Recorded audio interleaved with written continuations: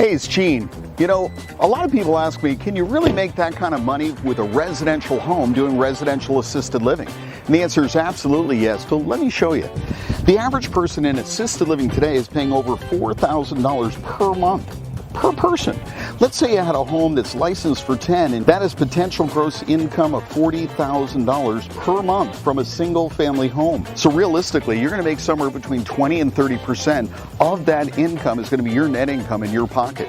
So with an average home, that's somewhere between $8,000 and $12,000 a month. Now let's just say it's right in between and it's $10,000. And let's say you had 3 of those homes. That's $30,000 a month from a single family home doing residential assisted living. And if you'd like to learn how to make that kind of money, doing good and doing well, check it out at REL101.com. REL101.com.